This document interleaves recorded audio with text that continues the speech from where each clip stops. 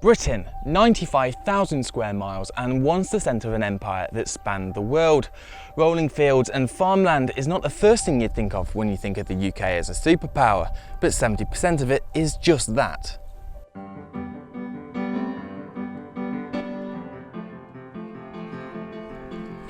According to DEFRA, the department responsible for the environment, food and rural affairs, we in Britain consume over 5 million tonnes of meat every year. But where exactly does it come from? The likelihood that the meat you ate last night once spoke in a foreign language is about 30%. Whether it be roast chicken that once lived in Thailand, your juicy beef steak that just a couple of weeks ago wandered in the fields of Brazil, or even that sneaky pork pie you finished off after work with contents from across Europe. The fact is, imported meat is virtually unavoidable.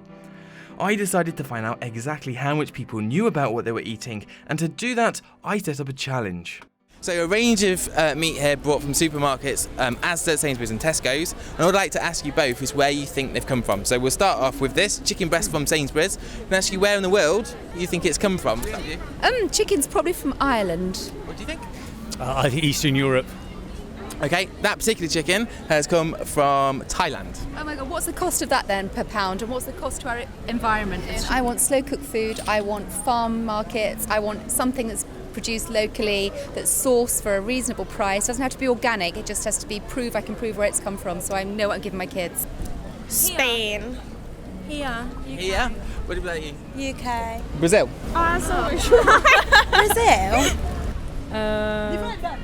I don't know. France? No? No, it's come from Thailand. Wow, that's far. Obviously we should use local produce and stuff, but if it's cheaper for a company to import something from somewhere else, then they're going to do that. Does it matter to you where it comes from as a consumer? Yeah, of course it does. The amount of petrol they burn in to ship it all the way over there is ridiculous.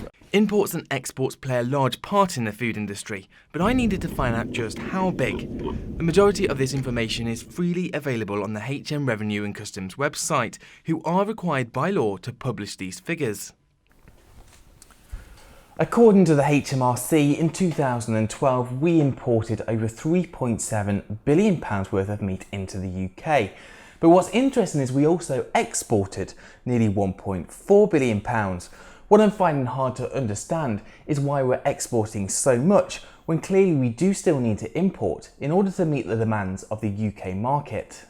Eblix is an organisation working to enhance the profitability and sustainability of the English beef and lamb sector. We export about 36% of our production. We import a similar amount of product.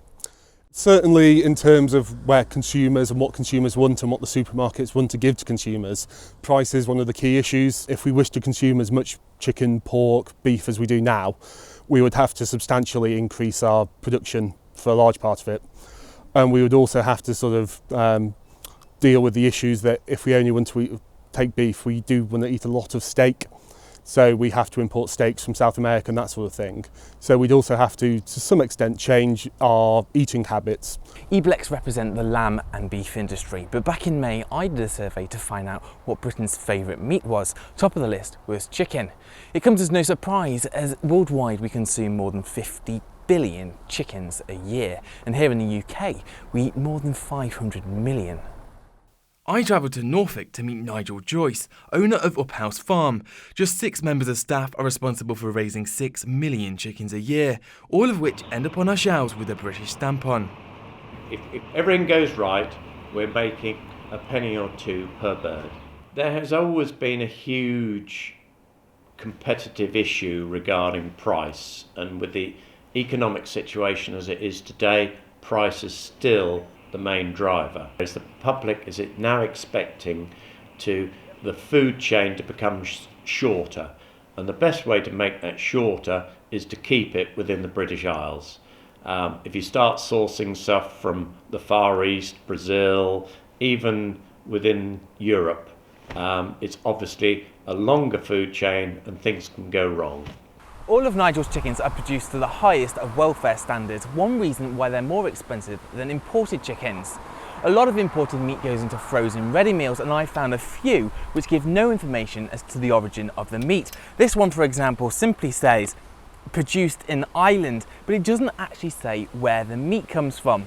I'm contacting the producers of these ready meals to find out where exactly the meat comes from and to ask why they don't print this information on the packaging. I'm also writing to the supermarkets, asking them what they're doing to support British farmers. According to figures from eBlix, supermarkets on average are making a 46% profit margin on meat, far more than what farmers are making. Farmers are described as cost takers, which simply means they're told by the buyers the price they will receive for their produce. Whilst I waited to hear what the supermarkets and big brands had to say, I decided to visit my local farm. As part of the Open Farm Day project, Oakfield Farm in Nottinghamshire opened to the public with events and activities for all the family, as well as chance to try out the local produce. We try and always use local sources and stuff. It's better for the economy, and it's better for the local farmers as well here, so supporting the economy locally. I think it's a lot better, and people like to support the local economy. You know, they like to see the fields being used appropriately, like to see the cattle. And it's animal welfare as well. At the end of the day, you know where your meat's coming from, you know it's been cared for, and you know it's in as best quality as you can get, really. Oakfield Farm has been running for over 100 years, but Goldthorpe Farm in Yorkshire is just starting out and will soon be supplying to the local butchers in the village. You're competing against really big farms that are doing it on a really big scale that can, I mean, we're only really little, and big massive farms have got big sheds. They keep all the cows inside so they're not out running about because they're fattening up. If they're not running around, they're not losing any weight, and that's really hard to compete against as someone that's little and starting off. But it's not as nice a life for the cow. They'll go a lot younger. They can get theirs fat in a year, 1.5 years, and then they'll go back, whereas we'll keep ours for three years and they'll have had a nice life with us. And Tanya is competing not only with other UK farmers, but also farms in Europe, South America and Asia, where welfare standards and regulations aren't as tight as in the UK, giving them the upper hand when it comes to cost. I went to the National Farmers Union to ask their chicken expert whether we could ever be fully self-sufficient. From an NFU point of view and from an industry point of view, we need to make sure that it's a good buying British, but it has to be at the right price. Our farmers have invested. If they're going to invest in putting new sheds up, they need to make sure that there is a margin there for them to be able to produce and to be sustainable in the future.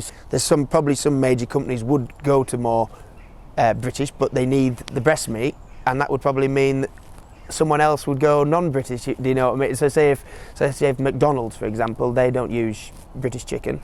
If they went to breast meat, then that would mean someone else would probably have to not, because we don't have the supply of breast meat.